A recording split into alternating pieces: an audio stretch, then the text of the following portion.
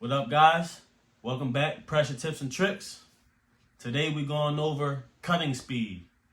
I know we got these barbers out here, man. You're trying to get your haircut time down so you can get more appointments in, right? Now, don't get me wrong. I always believe in quality over quantity. But if you can do a quality haircut in a shorter amount of time, so to where you can squeeze in more clients, then eventually you can make more money. But until you get this speed up, take your time and perfect your cuts, and then you can focus on the speed. First way to increase your cutting speed is to find your system, right? You need to build a system where you have certain steps and you do the same thing every single cut for the same result. You got some barbers out there that they just do whatever and they, whatever suits them first, they do it, right? But if you really want to increase your speed, you have to have a system so you can do it like this every time, to where you're not even really thinking about how you're cutting. You just know exactly what to do and you just do it. Every time I get a temp, I start off with the ball lines. Ball. Spin the chair around. Ball. Bow. Now I'm going clipper open. Start this way. Clipper open. Bow. Clipper open. Bow. Then I fade the sides. After I fade the sides, I spray the hairline down with the holding spray so the pressure can lock in. Then I turn them around and I fade the back of the neck. As I'm fading the back of the neck, that's drying. Now I'm fading the back of the neck. Bow. Once the back of the neck fade is done, I spray the back of the neck with the holding spray. Foul. Back of the ear. Back of the beards too. Foul. Spray. Now I spin them back around. I'm doing the mustache if they have a beard. If they don't have a beard, I go straight to the hairline. First I do the mustache, then I do the hairline, right? As I do the hairline, I'm doing the hairline. Then I spin them around to the back. If they have a low temp, I shape up the back, and then I do the shape up. I shape the beard up, whatever. But I have a specific steps that I do for temps every single time. With a fade, I do the same thing. Make the ball line on this side. Now I make the ball line on this side. Now I'm connecting it in the back. Now I'm starting over here. I'm going. The steps are exactly the same. So no matter who comes in and how they want their hair cut, I do the same exact steps for each haircut. If you want a high temp, I got high temp system. If you want a low temp, I got a low temp system. You want a mid temp, I got a mid temp system. You want a drop fade, I got a drop fade system. Everything's the same, and most of them different temps and fades just all depend on the ball line. If you're doing a low temp, you start your ball line down here. If you're doing a mid temp, you start your ball line right here. You're doing a high temp, you start your ball line up here. You're doing a drop fade, you fade it and you drop it at the back. You're doing a mid fade, you go straight back. You're doing a high fade, you angle it up. Other than that, all the steps are the same. You have to find a system that works for you. It doesn't matter how you do it, as long as the end result is pressure. But you have to find a system to follow that you do the exact same way every single time. You'll start cutting without thinking. Oh, you want a low temp? Okay, I know what to do. Bow. Wait. Get them in, get them out. It still might take you an hour, but it's faster where if you're thinking, oh, what should I do next? Should I do it like this? Should I do it like that? That might add 10, 15 minutes to it just from you thinking. If you do a haircut one day and it's really good, remember how you did that and keep doing that same thing every single time you cut somebody's hair. Find your system, and when you keep doing the same thing over and over, it just becomes like it's natural. It's like when you're driving. It's like when you write. When you're a baby, you're learning how to write. You don't know how to write. But eventually, it just clicks, and then you learn how to write, and for the rest of your life, you know how to write. It's the same thing. Now you're writing faster. It's the same thing. The next way you can increase your cutting speed is organizing your station after every single cut. I cannot tell you how much time barbers take looking for something. They need to switch their tool out, so they're looking. They need to switch their straight razor out, so they're looking. They need a different brush. They're looking. Where's it at? Oh, I'm looking in this drawer. I need this guard for this. I need this guard for that. That takes up so much time. Now, let me put this disclaimer in there. After the haircut, your station should look a mess, because you just should be grabbing stuff and cutting it, then putting it down and grabbing whatever. I understand that. My station's a mess. Not a mess, but stuff is everywhere once I'm done doing the haircut. But that's because I'm hurrying up and I'm cutting and I'm just putting it Once I'm done with it, I'm just throwing it back over there. I'm grabbing the other thing, and then I'm doing the next thing. But after the haircut, once the haircut is done and your new client sits down, you should clean your clippers. And as you're cleaning your clippers, you should organize all your stuff. All your stuff should go back where it needs to go. That way, whenever you need, oh, I need the brush is right here. I need this comb, the comb is right here. I need the pick is over here. I'm about to use enhancements. My enhancement stuff is over here. The spray is over here. The fibers are over here. The card is over here. It's time for the straight razor. Straight razor is right here. Oh, I need to switch the straight razor out. Oh, open the drawer. The straight razor right here in the station. You need to know where everything is at. So when you're looking for something, you don't even have to look. It's just already there. You're not going to be wasting any time looking for anything because you know where everything is at. Another way you can better your cutting speed is having your guards laid out. Right? Have a guard layout so you know where all your guards are. Right? If you're using a certain clipper, have them guards out and ready. Some people keep the guards in their drawers. Some people just leave them all out unorganized, right?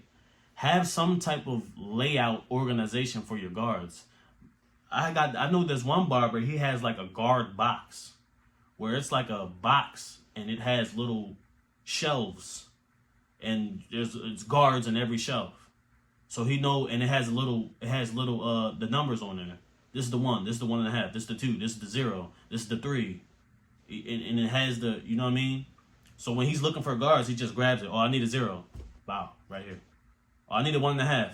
Put the 0 back. Oh, right here. That's the box, right? You can use that. Or you can just have a layout.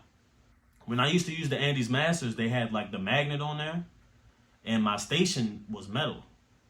And I would literally, let's say this is my station. I would literally have 0, 1, 1.5, 2, 3. And they were magnetized, sticking to my station. So that was my guard layout. So now whatever guard I need is all right here, and it's in numeral order. I don't have to look for anything. Also, it's easier to clean up because I put it right back. If 0's right here, I'll take the 1. Okay, I'm using the 1. Now I'll put the 1 right back in the 1 spot. It's a 0 and a 1.5. The 1 goes in between. Duh, do the math. If I need to use my walls, I say, okay, I usually use my walls for bulk. All right, I'm not going to have the 1 and the 1.5 and the 2 for my walls out, because I use my babblers for them lower lengths. But what I do have out is my 3, 4, and 5 for the walls, and that's it, because I don't use them for anything else. I'm not going to have a whole bunch of guards out and I don't even use them. Just have some type of guard organization so your guards aren't just everywhere. You know where they're at. Organization is a big key in your speed, so that kind of ties into the last tip. But, you know, it's all the same thing. The guard layout, the organization of the station, you want everything to be where it's at so you can get it. The next tip for increasing your speed is preparation is key, right? Be prepared for your haircut.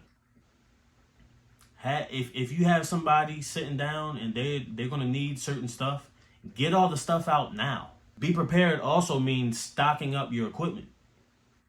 Make sure you always got extra straight razors. Make sure you got extra spray. So if your spray runs out, you don't have to run to the store and have your client waiting, or you don't have to, not give your client a full service because you're missing something. Your hand might be slippery one day and you drop something. Now your clipper's broke. What you gonna do? You gonna make your client wait and go buy a new one? You gonna cancel all your appointments for today and not make no money? No. You know why you're not? Because you were prepared. You got 2 other lineup clippers that you can use instead of that one. So go ahead and use them. Oh, that's no biggie. Don't even get mad. It's all right. Whatever. Fuck it. I got another one. Be prepared and stay stocked up. This is going to help your speed because whenever you run out of something, whenever something breaks, whenever you need anything, it's going to be right at your station. You don't have to go to the store. You don't have to ask another barber to borrow theirs. You don't have to do nothing but open your drawer up and pull it out of there. That's it.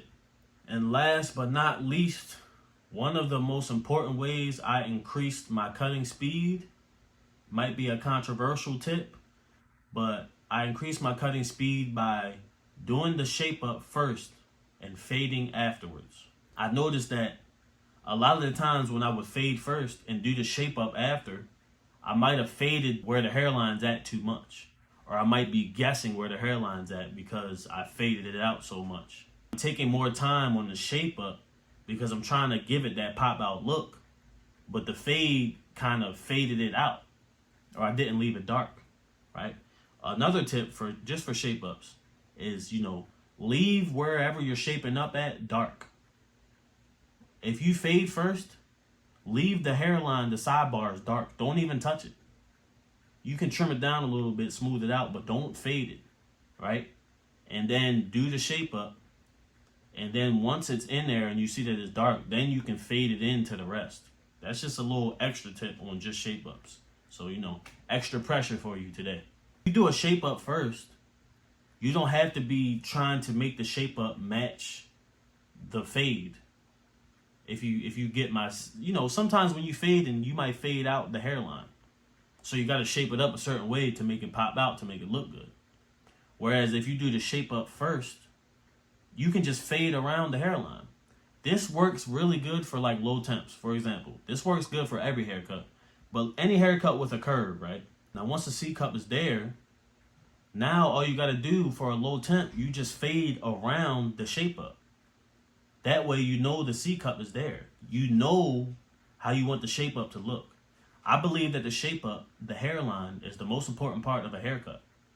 You can have a shitty blend, and if you got a hard hairline, that's a good haircut. Because the hairline is what people see, is what pops out. That's what people are enhancing. That's what people see. So a good hairline is very important. If you do the shape up first, and then you fade around the shape up, so you ensure that the shape up is popping out naturally, that increases your speed a lot because you won't be trying to force the hairline to go a certain way to make it look good.